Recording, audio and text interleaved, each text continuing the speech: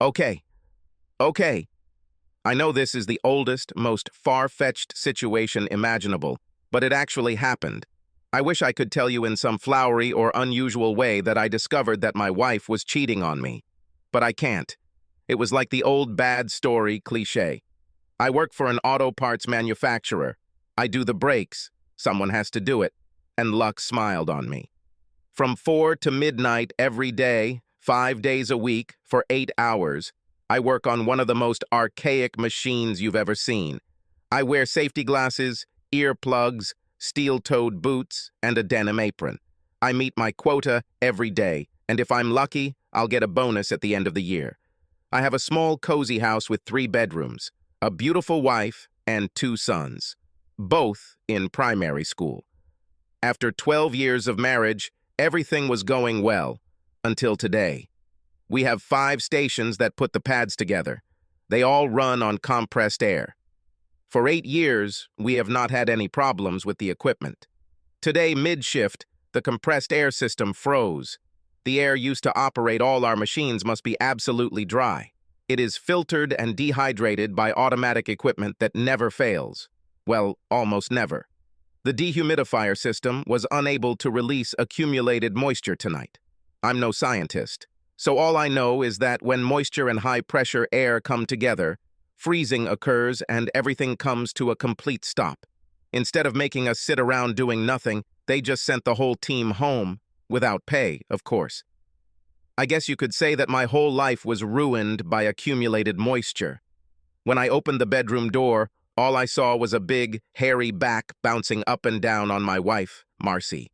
Of course, I instinctively turned on the overhead light when I realized Marcy was awake. "Damn it, Danny! What the hell are you doing at home?" I expected her to be scared, apologetic, and ashamed, but all I got was a pissed-off bitch. "What the hell is going on?" "Oh, don't be such a jerk. You know perfectly well what's going on. I'm so sorry you had to see this, but if you had come home when you were supposed to, this would never have happened. He would never have been here, or I would never have seen him." The hairy back turned and now looked at me with a grin. Marcy pulled the blanket up in a feeble attempt to maintain her modesty. My big mistake was grabbing this guy. When he got out of bed, he was much larger than when he lay down. I was rewarded for my foolish enthusiasm with 2 very, very hard blows to the ribs. I never managed to hit him, and I lay on the floor, struggling to catch my breath. I'm not sure, but I think it was around this time that I received a blow to the side of my head that set me off. Anyway, I ended up in the hospital emergency room, where some medical technician was bandaging my ribs. Marcy sat on a chair near the examination table with a disgusted expression on her face. The technician finished and left the room. "Marcy, who the hell is this guy and what was he doing in our house?" "His name is Tony. He is my friend, and I invited him to my place." "You had sex with him. You did it with him in our bed. Our children were sleeping just down the hall." "Yes, I know. If you hadn't caused such a commotion, they would never have woken up. I had to ask my sister to look after them so I could bring you here." "What the hell was he doing there? How many times are you going to ask the same question? We had sex. We indulged in fornication. Is it really that hard to understand? Is this a common thing or the only time? Tony and I have been dating for about 6 months. We tried to keep this a secret from you. Although we usually don't come to the house, I couldn't find a nanny. Is it over now?"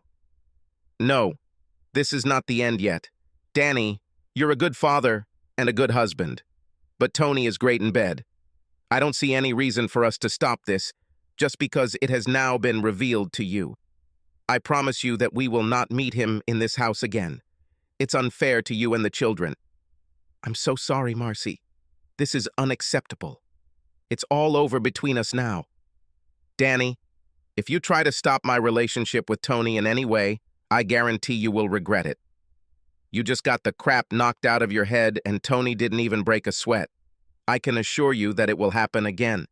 If you do or say anything, everyone we know will know that your wife is sleeping with another man and you're too snotty to stop it. All our friends and neighbors will be the first to know about this.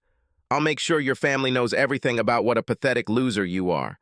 The guys you work with will start calling you a cuckold. Think twice, Danny. Your life will become hell. I bet even your sons will despise you. Do you really not care what they think of you? Do you want to make yourself look like a cheater just to humiliate me? I'll do it if I have to, but I bet you won't take this chance. Tony thinks you're a weakling, and I think he's right. You'll have to learn to live with it, Danny boy. Who the hell is this guy? Where does he work? It doesn't work, Danny. He is the owner of Continental Classics, a luxury car dealership on Lancaster Pike. You know, the place you always wanted to go but never got to. And it's all? Danny. He's richer than you, he's smarter than you, and he's better in bed than you. Besides, he seems to be stronger and better with his fists than you. Why don't you just marry him if he's so damn good? That's why I keep you close, darling. Tony doesn't like children, and I'm not going to give up mine to be with him. You get to play houseman and daddy, and Tony gets all the love. Why is this so hard for you to understand? And I should like this agreement? You have no choice. You either live with it, or the whole world will know what a loser you are. By the way, I'm moving all your things to the guest room. I don't think we need to share a bed anymore, since the all is already out of the bag. I watched as Marcy stood up to leave. I was even glad that she left. Just curious, dear, but who took care of the children when you were out with Tony? Karen usually looked after them, but every now and then I dropped them off at your parents' house. Oh, by the way, it was Karen who introduced me to Tony. I made a mental note to thank Karen as Marcy left the room. I was discharged the next morning. Marcy was not present at discharge. I had a choice. Call someone or take a taxi. The taxi won. The children were at school, and Marcy was not at home. All my clothes and personal items were stacked on the guest bed. I'm sure Todd and Terry will have questions about these preparations. I decided to let Marcy explain everything. It took less than an hour to get my new home in order. Meanwhile, all sorts of thoughts were spinning in my head. There was no way in hell this was going to end the way Marcy had planned. The first thing I did was go down to the basement and take out my old telephone recorder. This would only work on a landline, but I had no other choice. Marcy almost always called on her cell phone. It only took 20 minutes to scoop it up and hide it behind some old paint cans. This was the first step. I felt like crap, but I was good enough to go back to work. They gave me some pain pills, but I wasn't crazy enough to take them and then operate the machine. Instead, I took a couple of large Tylenol tablets. The only thing Marcy seriously miscalculated was in my relationships with the guys I worked with. I told them everything that happened the night before. Everyone had their own ideas, both good and bad. It was nice to know that friends would always be there when you needed them. We had an 8-hour shift ready to start, and each of us was going to spend it figuring out how to help fix everything. We took a break for dinner, mid-shift. Okay, anyone have an idea? Glenn was the first to speak. I have no idea, but I have a cousin who works for that son of a bitch. He does all the vehicle detailing. From what I understand, he hates DeMarco. If you need any information about the business, buildings, or work shifts, he can help you. This will definitely help me, Glenn. Anyone else? Danny, I have 2 shotguns and 2 pistols. I can provide it to any of them. None of them are registered, so there is nothing to worry about. Thanks, Barry, but that sounds a little more radical than I was hoping. Well, damn it. Then you won't even want to listen to my idea, Freddie said. Freddie chuckled lightly in response to this remark. Tell us, Freddie. Come on, tell us. I thought we could tie him to a tree with his legs spread and build a fire, Indian style, between his legs. Everyone really liked Freddie's idea, but unfortunately, it had to be rejected. Kyle was the only one who didn't offer anything, so we all just stared at him while we ate our lunches. What? Don't look at me like that. Yes, I have an idea, but it's kind of strange. Spit it out, Kyle. I remember reading somewhere about a prison in Arizona where all the child molesters wore pink jumpsuits. It must have been humiliating.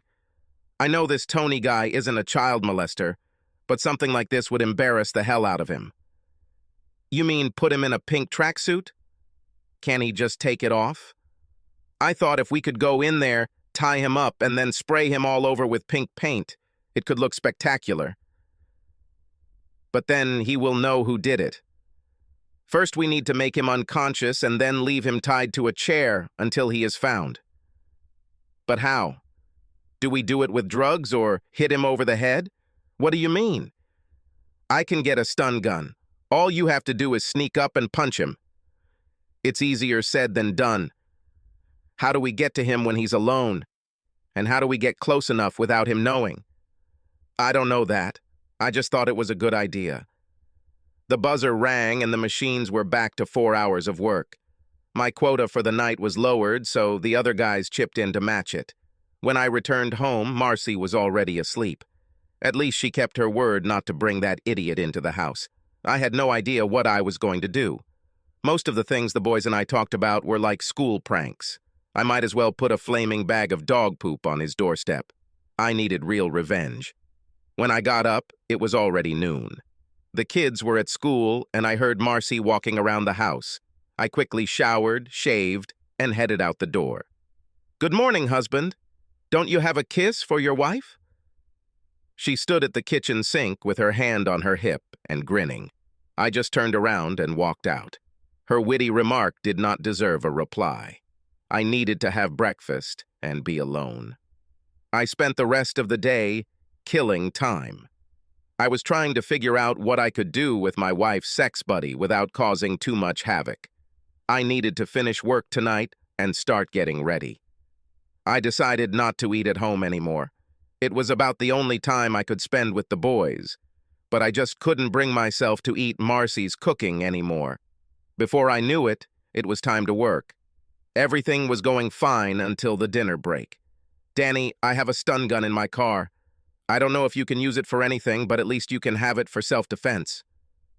Kyle seemed proud of himself. "Don't forget to pick it up before you go home." "Have you ever used that damn thing?" "We can try. Who wants to become a volunteer?" The only response was a chorus of sighs around the table. No one had any new ideas, but they were all willing to support whatever I came up with.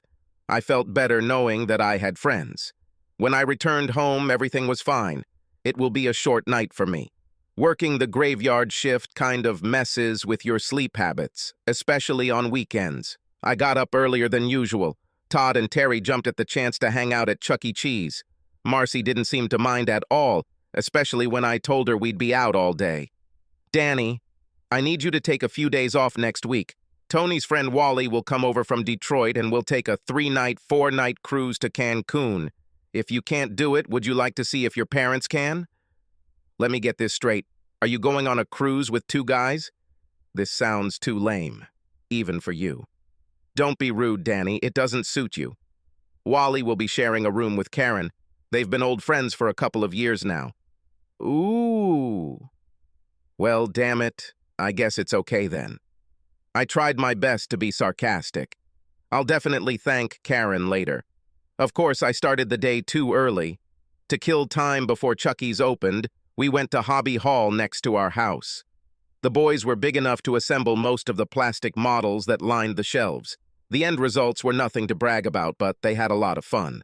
I left them to explore hundreds of boxes and wandered around, marveling at all the crap that was available for purchase for creative housewives.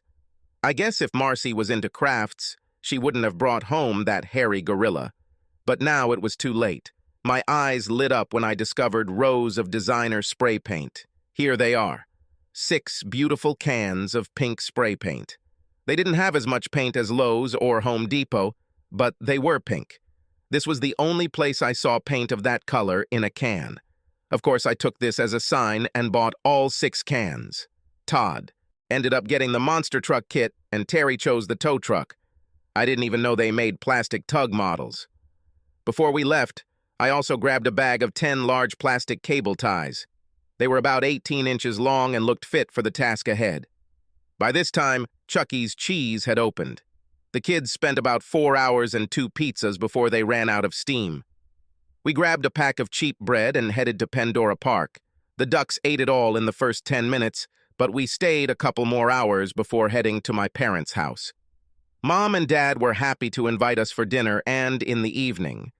Todd and Terry spent most of the night watching TV, and I took advantage of this to tell Dad about Marcy's situation. I realized that I was actually telling people what was going on before Marcy could.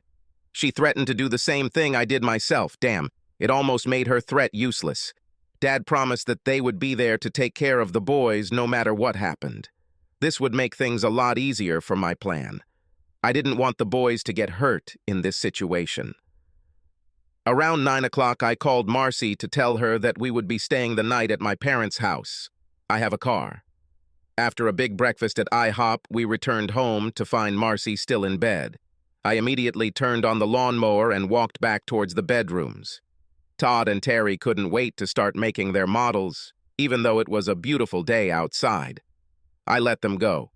I decided to spend the whole day working on the lawn. Edging and trimming needed to be done. Things weren't going as fast as usual because I stopped to chat often. I had some great hedge trimmers, but decided to borrow them from Mike Fielding, who lives across the road. His wife, Mary, was one of the biggest gossips in the area. I explained to Mike that there might be strange cars parked outside the house because Marcy would be entertaining her male friends. Everything should be fine unless they get drunk and make noise. If this happens, just call the police. It will be difficult for me to control the situation since I work at night. Larry Finley served on the board of directors of a local church. I borrowed his spark plug key and apologized for Marcy's recent wild behavior. Of course, he wanted to know what I meant. Larry was an even bigger gossip than Mary Fielding. In 10 minutes, he had enough gossip fodder to last him a month. I didn't take a lunch break and finished work around 4 o'clock in the afternoon.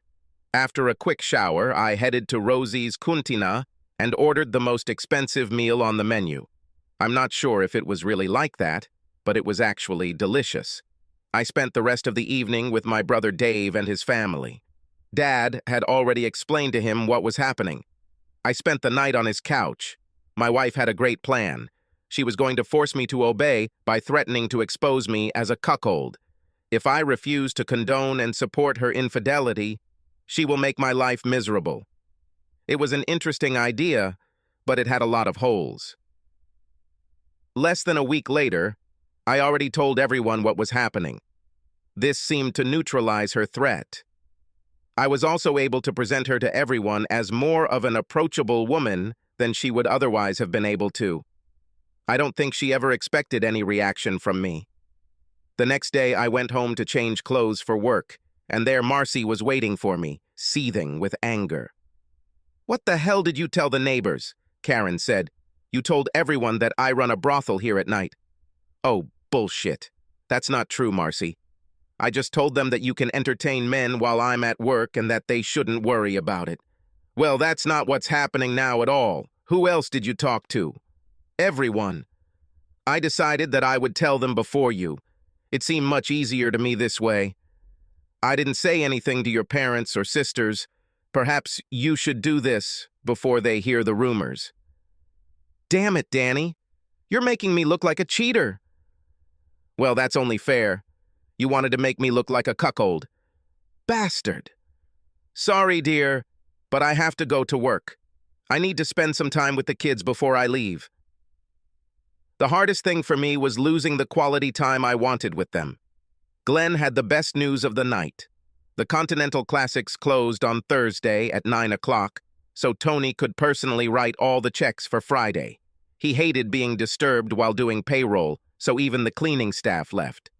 Kyle took a few minutes and showed me how to use the stun gun. No one has volunteered to check it yet. The plan was ready to be executed. If I get caught, as I fully expect, I'll face jail time. I didn't care. Tony DeMarco needed to be humiliated. If I am arrested, I will make sure that all newspapers and television channels receive full information. Any advertising like that would crush him, or at least make him angry enough to do something stupid. For the next few days, I only went home to sleep, shower, and change clothes. Since that first day, I have never eaten at home. Finally, Thursday came. I arranged for my truck to run out of battery and for Kyle to pick me up. The floor attendant never bothered the slow guys much.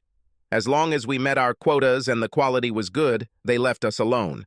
One thing that would work in my favor is the OSHA requirements for this job. With aprons, gloves, and welding goggles, We all looked pretty much the same. At 8:30, I slipped out the back door. The guys will take turns working on my machine.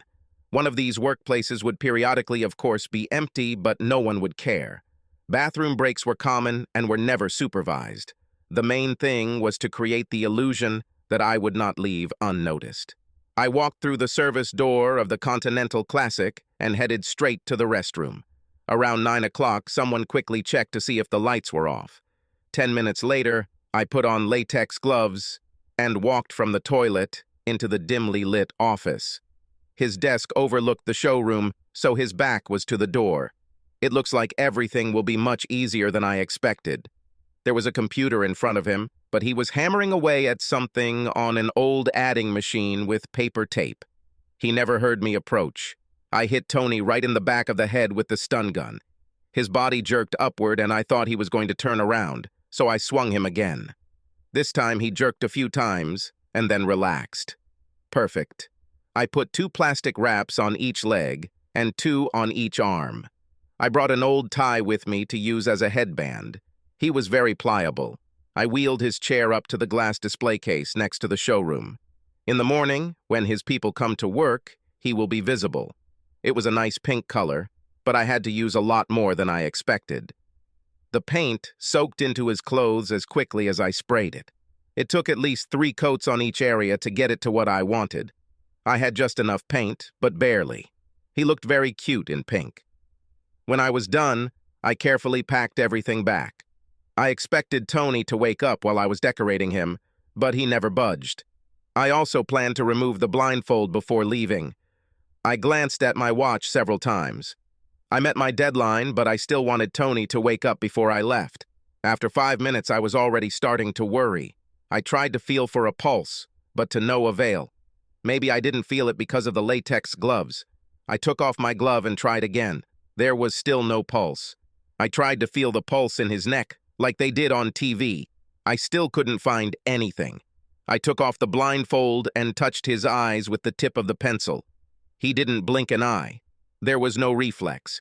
Needless to say, I started to panic. I had the presence of mind to put the latex glove back on and wipe off everything I might have touched. I put the tie in my pocket and then cut off all the plastic ties. There were visible marks that had no pink paint left on them when I removed them. It looked strange. The white skin under his tie made him look like a pink raccoon. I waited another minute to make sure I didn't miss anything, then left for work. On the way back to the store, I threw all my junk, including the stun gun, down the storm drain. 10 minutes later, I was sewing the brake pads again. Nobody noticed that I was absent. As soon as the shift ended, I told the guys what happened.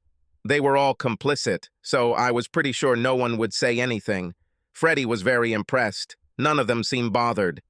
Kyle drove me home, and we both mentally noted the time he dropped me off. I didn't sleep as long as usual. Around 10 o'clock, Marcy burst into my room. "What the hell have you done? What have you done, you little bastard?" Of course, I just rolled over and looked at her, puzzled. "What the hell are you talking about, woman?" "Tony is dead. Karen called and said he was found dead in the office this morning. I believe you had something to do with this, and I'll make sure you pay, you bastard." This was the second time she called me a bastard in the last 5 minutes. It was quite clear that I would not be able to sleep again. So I climbed out of bed and went to the toilet. I was in no hurry to face the Wicked Witch of the East, so I took a long, hot shower and slowly shaved. I even sprayed on a little aftershave to annoy my loving wife. I never made it to the coffee pot. A tall black man stood in the living room talking to Marcy. He had a very short haircut and was wearing a dark suit. This bitch called the police. There was no doubt about it. I shook my head and walked into the kitchen to drink my first cup of the day. Marcy smirked sarcastically as I sat down in my favorite chair. My uninvited guest also sat down. "Mr. Mercer, my name is Detective Darnell Green. I'm here about the death of Anthony DeMarco last night. Your wife reported that you and Mr. DeMarco had a disagreement last week, and I would like to ask you a few questions." "Certainly. I have no objections, but not here." "What do you have in mind?" "If you want to talk, let's do it in your office." Not at my house. Are you okay with that? I couldn't help but notice Marcy's frown. I was pretty sure she was expecting to be included in the discussion. My car or yours, Mr. Mercer? I have something else to do, so I'll meet you there. Any special office? Second floor at the back, room 206. Just turn right when you exit the elevator. See you soon. Marcy fumed when I put on my shoes. I didn't finish my coffee, so I just threw it down the sink. I turned and walked out the door with a smile. I think you'll get what you wanted, honey. What are you talking about? What the hell do you mean, Danny? 10 minutes later, I was sitting with Detective Green on the second floor of the municipal building. Over the next hour, Detective Green asked all the right questions, and I had all the right answers. He tried to be careful about this matter, not ignoring it or rubbing it in my face. Of course, I had to admit that I had a motive, but I never had the opportunity to do anything about it. It was a serious situation, but I tried my best to be friendly without making a smart ass of myself. I think he appreciated the fact that I made his job easier and even thought that he had no questions left for me. The most interesting part of the discussion was the revelation that Tony died of some kind of heart problem. He had a pacemaker installed a couple of years ago, and I don't think it went well with the stun gun. Of course, they knew about the stun gun from the marks on his neck. I was very sorry that Tony died, but at the same time I was glad. Detective Green gave the usual "don't leave town" speech and said he would get back to talking to me after checking my alibi. Wow. I never thought I'd need an alibi for anything. It was quite exciting. We parted on good terms. I felt like Darnell Green was on my side. It made me feel warm throughout my body. I took some food and watched the news on TV. There was a passage about the death of a local businessman. He noted that he had no known relatives. I emptied my bank accounts and then found time to have a nice breakfast. There was something to do at home. When I returned, Marcy was not there. It took me half an hour to move all my things back into the master bedroom and Marcy's things into the guest room. The guest room had one small closet and one chest of drawers. I put everything on the bed for her to put away. I checked the telephone in the basement and found nothing significant on it. I collected all the bank and insurance documents as well as other important papers. I was glad that the Volvo Marcy was in my name. It made everything easier. Everything went into a folder under the front seat of my truck. I called into work and took 2 weeks off. A few hours later, my loving wife appeared. She seemed surprised to find me at home. It was time to restore order again. I smiled and led her to the guest room. "What the hell is this? Who the hell are you?" In response, I smiled widely. "Answer me, damn it. What's going on anyway?" "Marcy, from now on, I will be living in the master bedroom. You can take the guest room. I suggest you start putting your clothes away. Anything that is not in the closet or dresser for dinner will be removed. Have questions?" "I can't fit my things in this small closet, and I'm not going to stay in this room anyway." "What the hell do you mean by deleted?" "If you can't fit it in a closet or dresser, you don't need it." "That won't happen, Danny. I don't know what game you think you're playing, but it won't work. You are dead meat. I suggest you start putting things in order. If you have any more questions, I'll come back later." Bastard! Today was the third time she called me a bastard. I must be doing something right. While Marcy was busy in the guest room, I threw her purse on the kitchen table. I took my time collecting everything I wanted. First, I took her mobile phone and then the car keys. From her wallet, I took out her driver's license and all her credit and debit cards. I put back everything that was left. I took her car papers out of the truck and drove the Volvo across town to a friend of mine who had a car lot. I immediately sold it to him at a good price, agreeing that he would sell it outside the city. Even with the payments, I ended up with a few extra $1,000s in my pocket. I was just getting ready to go to Taco Bell for lunch when my cell phone rang. "Son of a bitch, what did you do with my cell phone and where the hell is my car?" I was happy that she didn't call me a bastard anymore. She was calling from her home phone. That was a good sign. I can check the records when I get back. Home. "I'm so sorry, honey. I needed money to hire a lawyer to defend me against murder charges.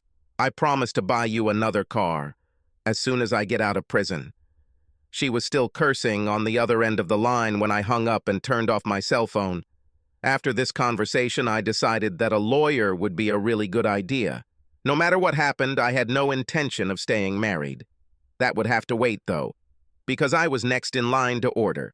Todd and Terry were home when I got there. I went straight to my sons and ignored Marcy altogether. I did glance in her direction a few times and noticed that she was not a happy tourist. The boys were eager to show me the models they had put together. As Marcy began preparing dinner, I wandered down the hallway to the guest room. All my clothes were back on the bed. All of Marcy's clothes went back to the master bedroom. I chuckled to myself, but decided not to fight it. Now she was firm in her thoughts and full of determination. Marcy told the boys to wash up for dinner, and I went to the guest room to get my things back together. I would really like to throw away all her things, but that would be too childish. Red Lobster's was my place for dinner tonight. Money wasn't an issue because I still had cash left over after I gave the divorce lawyer the deposit. The shrimp and lobster combination was great, but the cheese buns were still my favorite dish. Having finished eating, the cell phone rang again. I was hoping one of the guys from work or Detective Green would call. No luck since the first call was from my wife. "Danny, how can I go to the store now? We need milk and a few other things." "I'll take you when I get home. Try to arrange it so that we can go shopping on Saturdays when I don't work. I'll feel safer if you don't go shopping alone." They called me again. I have to go. We'll talk when I get home. The second call was from Kyle. Detective Green spoke with the entire team, individually and as a group. All these stories were confirmed. Tom Tingle, floor manager, was the strongest supporter. He insisted that there was no way I could quit my job. He kept a tight rein on all his men and can guarantee that I was there all night. I knew I wasn't that smart. If any investigator wanted to prove that I killed Tony DeMarco, I'm sure he could do it. I had the feeling that no one cared. I got home just in time to put the boys to bed. Marcy was sitting on the sofa with a glass of wine. I took a cold Foster's out of the refrigerator and settled comfortably in my chair. The TV wasn't on, so I decided now was the time to talk to Marcy. "So, Marcy, how is the plan to turn me into a wimp and a cuckold going?" Well, that ended the conversation before it even started. She finished her wine, stood up and headed to her bedroom. I thought she wanted to talk. I guess I was wrong. I grabbed my beer and went to check the recorder. The first thing she did was call her sister. Everything was extremely open there. It turned out that Marge knew everything about the affair with Tony and supported Marcy in every possible way. That was nice to know. The next call was to Marcy's mom, and it was a little different. Mom had no idea what was happening. Her daughter convinced her that Tony was Karen's friend and that I was jealous because I had been trying to have sex with Karen for years. Tony lectured me about it and I got angry. She never said I killed him, but that's definitely what she concluded. She called the cell phone company to see if she could get a replacement for the phone I borrowed and had no success. She then called the DMV and reported that I had taken her driver's license. They told her to report it to the police. She called the bank to ask for a replacement credit card but was told the account was closed. Let me put it this way. She was a busy little girl. The last call on the answering machine was Karen. Karen only lived a few houses away, so I have no idea why they used the phone instead of just meeting. Of course, this worked to my advantage. I learned two important things from that call. Wally still had to come from Detroit, and Marcy was going to lay low and not make a fuss until he got here. The next day, the guys and I got up very early. We left the house before Marcy woke up. We returned home after lunch, and Marcy insisted that I take her to the grocery store. She needed things, and since she no longer had a car or driver's license, I had to take care of it. That evening, while she was preparing dinner, I checked the recorder.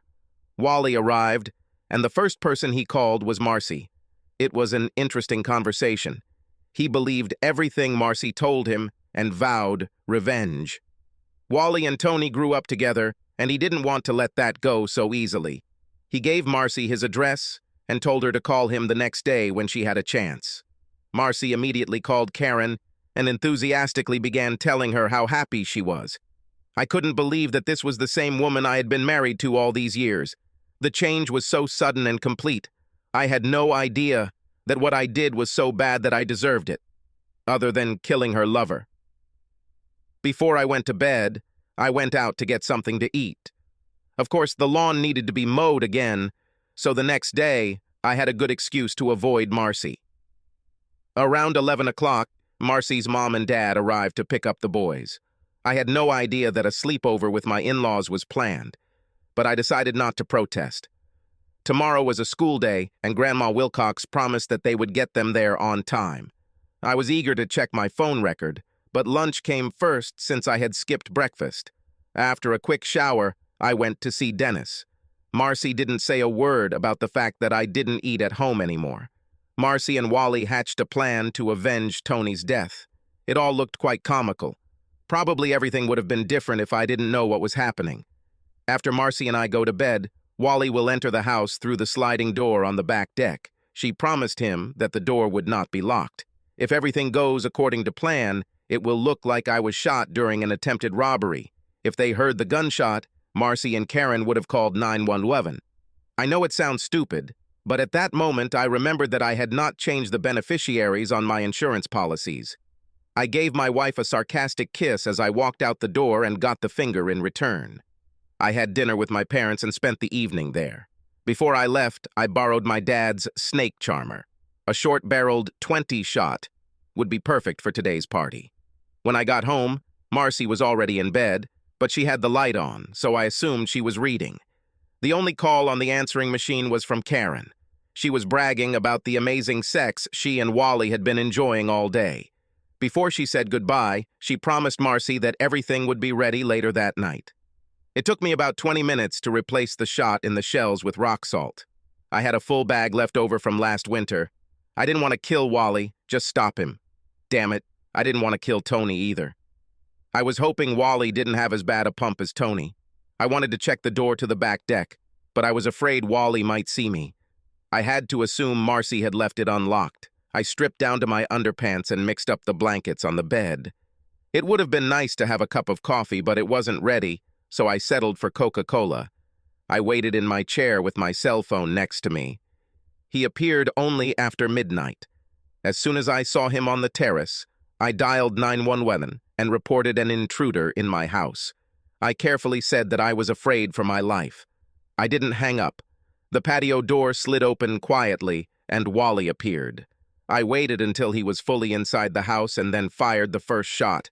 I was aiming for his lower body because I didn't want to accidentally kill the son of a bitch. The first shot threw him back onto the terrace. When the second bullet hit him, he fell off the terrace, breaking the railing. I knew I didn't kill him because he howled like a stuck pig. God, that rock salt must have really hurt. I was amazed at how loud the shot sounded in the house. My ears were ringing like a bell. I turned on the light, and within seconds, Marcy was standing in the living room screaming. She was actually shouting something at me, but I couldn't make out the words. I went over to see how Wally was doing and saw a .22 caliber Ruger automatic pistol with a silencer on the floor. Marcy was still screaming, so I pointed the shotgun in her direction. She quickly shut up and ran out of the room. It looks like Wally broke his ankle when he fell. Some guys just get lucky. 10 minutes later, the first black and white car arrived. There wasn't much discussion there. I put the gun on the floor so there would be no misunderstanding of what was happening. I pointed to the phone, and one of the officers told the 911 operator that everything was under control. They asked who else was in the house, and I told them about Marcy in the bedroom. They brought her into the living room and discovered that they had made a big mistake. She had a mile of swearing coming out of her mouth a minute. I tried to distance myself from her while the police tried to shut her up. None of us succeeded. Finally, a woman in uniform, larger than usual, gently took her hand and led her outside. I noticed Karen standing outside with other neighbors. I smiled at her and slowly ran my index finger down her throat. She turned and quickly walked away, restoring my good mood. The ambulance arrived for Wally. At the same time, Detective Green arrived. When he saw me, He smiled, and I answered him with a wide smile. I wasn't trying to be a smart ass, but I just couldn't help myself. The Amazon cop brought Marcy back to the house so she could get dressed. She calmed down a little. After I got dressed, we all went to the police department. I insisted that we ride in separate cars, and Detective Green allowed me to go with him. We didn't talk on the way to the center, but he looked at me and smiled again. It was already light when Green released me. We only talked for about half an hour, but they kept me close all night. I felt like I was in Guantanamo Bay because they constantly forced me to drink coffee. One of the black and white cars took me home. I was a little disappointed because I was expecting to see yellow tape around the house. This place looked like nothing had happened. The rock salt didn't even break through the glass side door. I think Wally got most of it. I figured it would take about an hour to fix the broken railings. I collapsed on the bed and woke up only after lunch. After emptying my bladder, I wandered into the kitchen and found my friendly detective sitting at the table, reading the newspaper and drinking fresh coffee, which I assumed he had made while I was sleeping. I'd had as much coffee as I wanted the night before, so I settled for a large glass of orange juice and sat down across from him. I have no idea how he got into the house. "You're a very tough guy, Mr. Mercer." He didn't even look up from the newspaper. I didn't know how to respond to this, so I remained silent. I couldn't understand whether he was playing with me or not. He finished his coffee. "Detective Green, I need to shower, shave, and get something to eat. I will do this unless it is against police regulations. Take your time, Danny. I have the whole day ahead of me." Walking into the shower, I wondered when he slept. Lunch consisted of 2 large sandwiches with stewed pork. Green even joined me, washing it all down with beer. Neither of us said a word, and after a while the silence became unbearable. "You're dying to ask me some questions, aren't you, Mr. Mercer? It's funny, but I thought the same about you." My detective friend waved to the waiter and ordered 2 more beers. "I've been asking you questions all night. Now you. Okay, first of all, where is my wife?" "We're still holding her. She will be arraigned this afternoon." I finished my beer. "Your wife's parents hired her a lawyer." I didn't expect this. Now I had 100 more questions, but the trouble was that the more questions I asked, the more I risked exposing myself. I decided it would be best to retreat. It was nice to see that Marcy's family was there because I wasn't going to be there. "I have no further questions, Detective Green, but if you feel the need to unburden yourself, you can start at any time."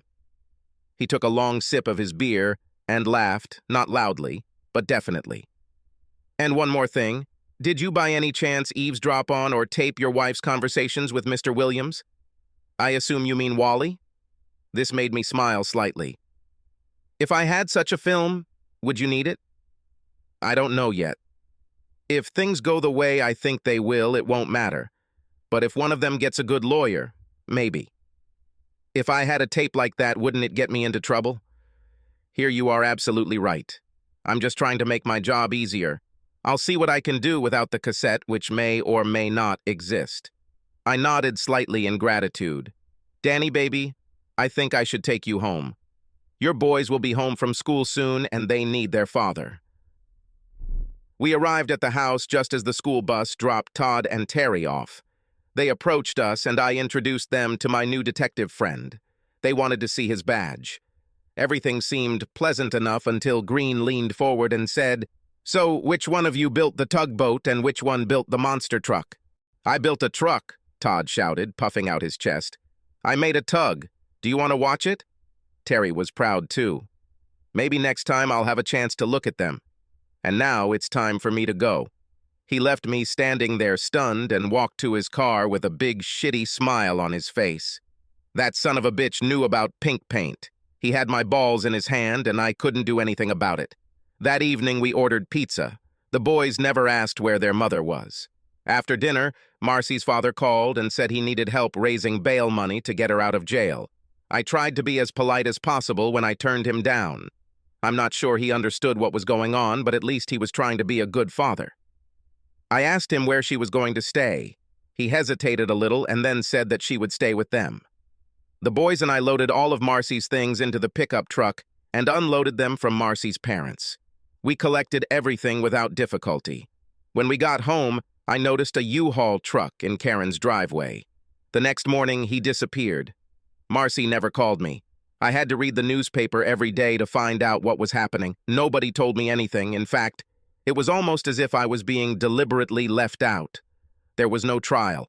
Marcy blamed it on Wally. Wally claimed it was all her idea. Ultimately, they both asked for clemency. Marcy received 3 to 5 years for conspiracy to commit murder. Wally received 5 to 10 years for attempted murder.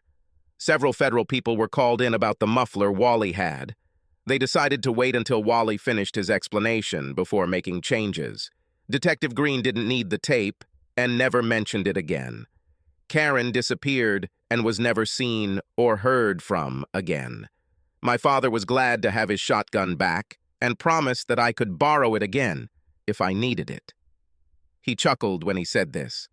I served Marcy with divorce papers as soon as she began serving her prison sentence. She didn't object. I had a feeling she didn't want anything to do with me because I hadn't seen or spoken to her since the night I shot Wally.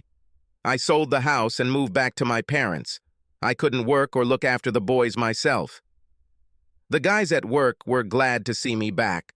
For some reason, I was offered the opportunity to switch to the day shift, but I declined. I took the boys to the Muncie Women's Prison to visit their mother every month. I waited in the car because they were usually there for less than an hour. Sometimes, in good weather, meetings took place outside. I was able to park and watch them through the chain-link fence. I never asked them about these visits and asked them not to tell me anything.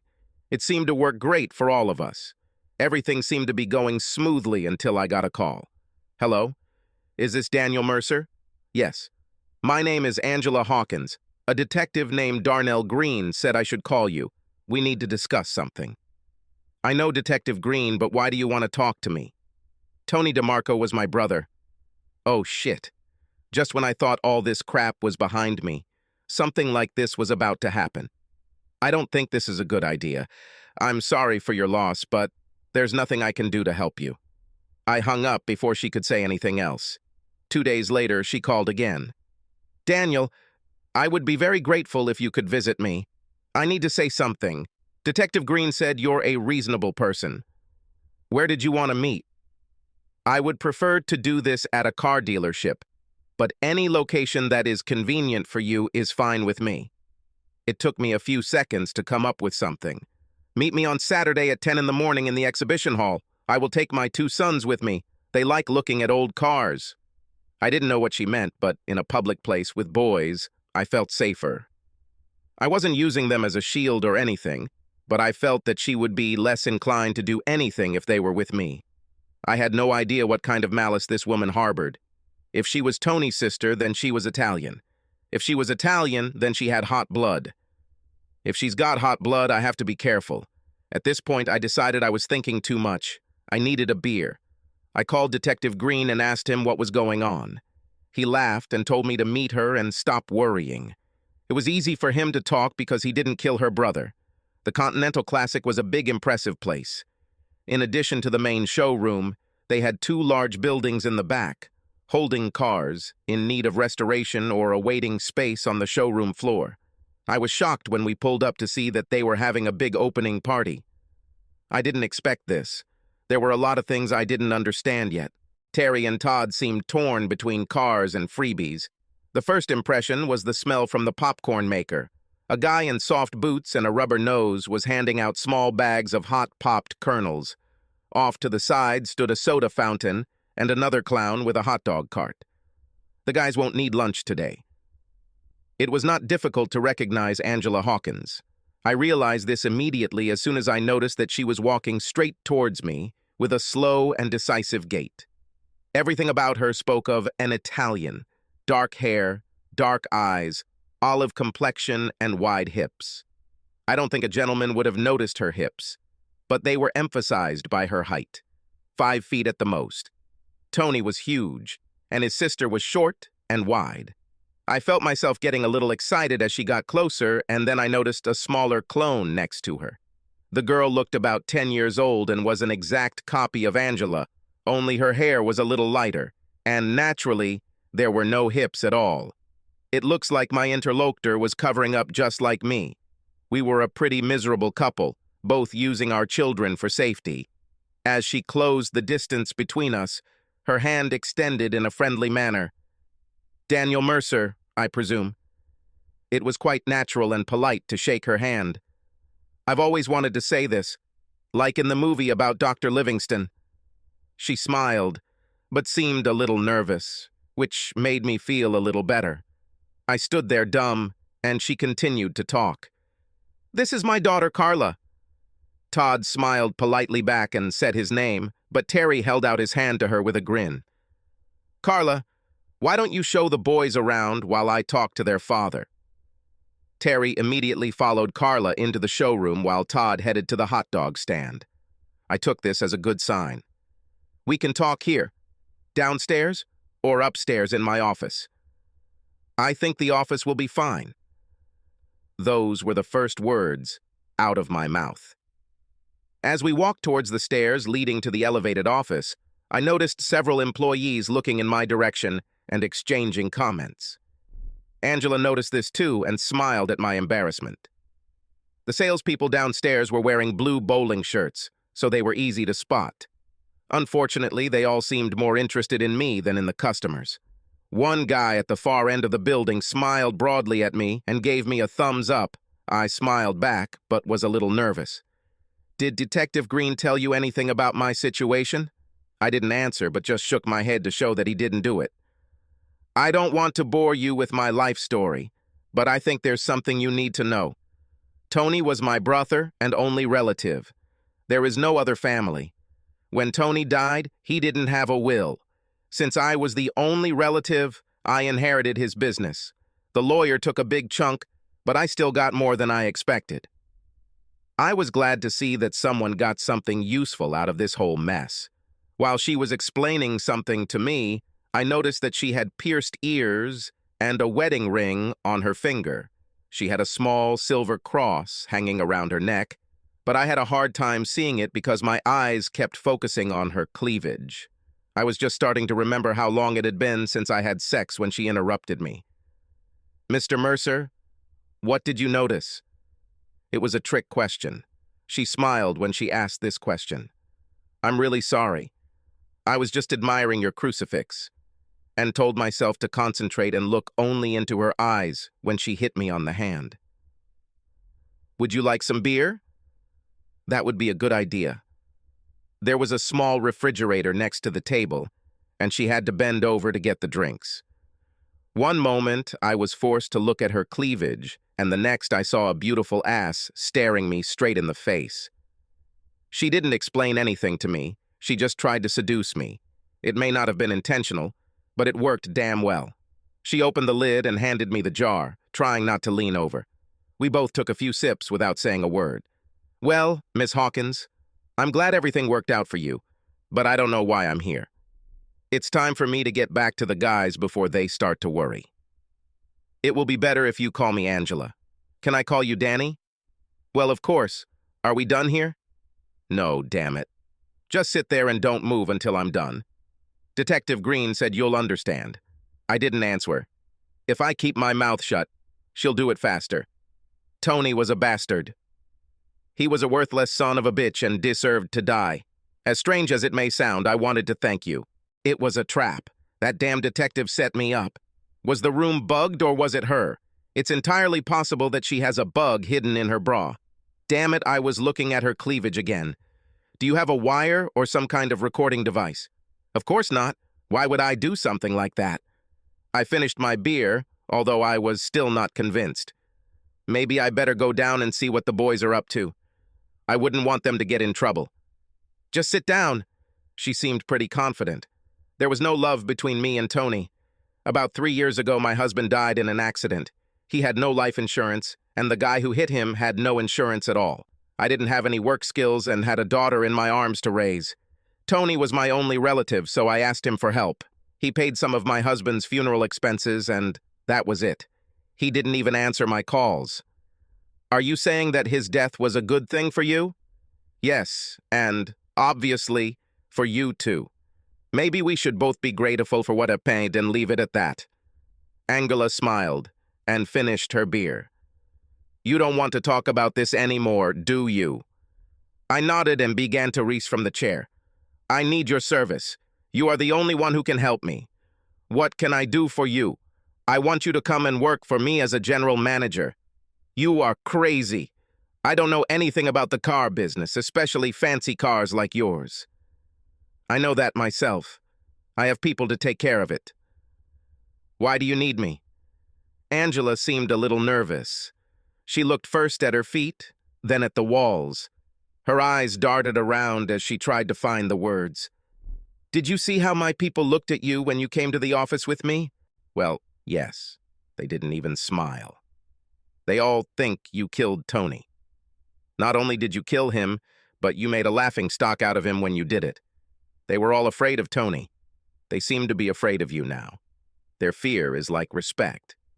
Do you understand what I'm trying to say? Do they not respect you? No.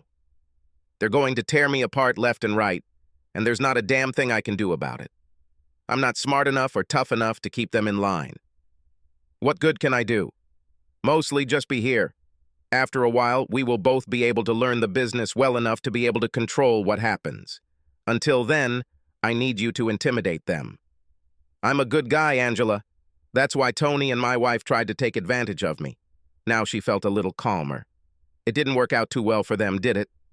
For some strange reason, I found this funny, and even laughed a little.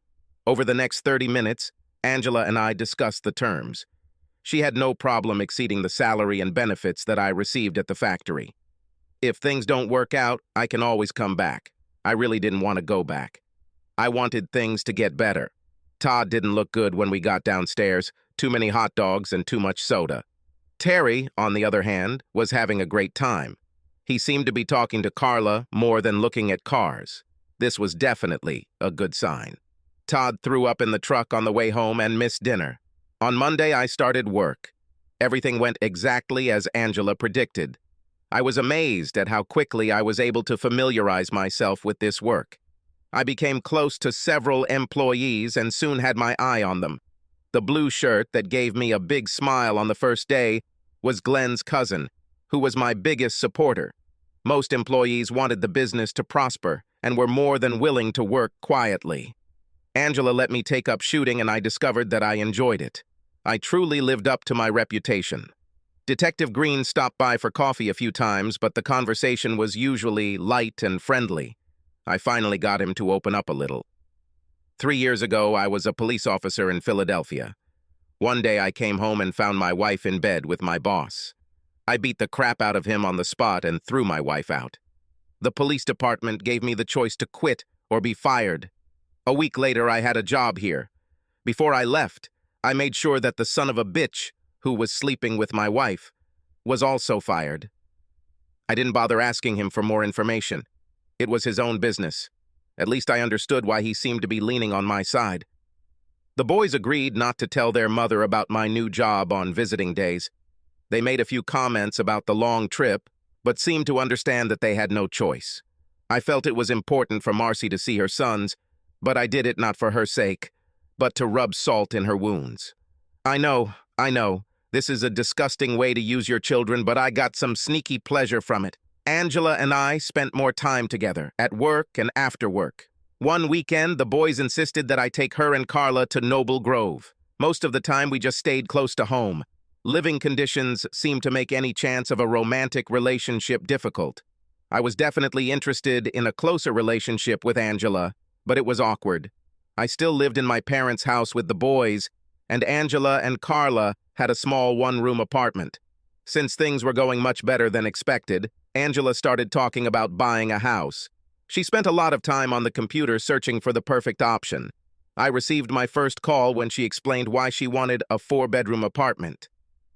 Danny, I think it's very important that each of the boys have their own room. It's better to take care of these things now than later. Don't you agree? Of course, I immediately realized that the question was rigged. I also realized that Angela saw me as more than just an employee. The potential for romance looked better. Yes, I think that's a great idea. I also think a split-bedroom plan would be a good thing to consider. I don't like that they are too close to the master bedroom. Having said that, I left the office and noticed a slight smile on her face. It was a strange relationship. We never had sex, or even came close to it. We didn't kiss, but I felt closer to her than I had to Marcy in 12 years. 2 days later, when I was finally divorced from Marcy, we all went to Red Lobster's to celebrate. The kids didn't know the reason for the party, but Angela did.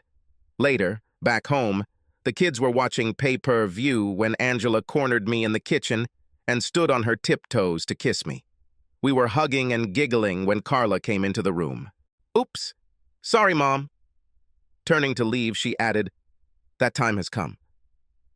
When we returned to the living room, Carla was whispering something in Terry's ear, and they were both smiling.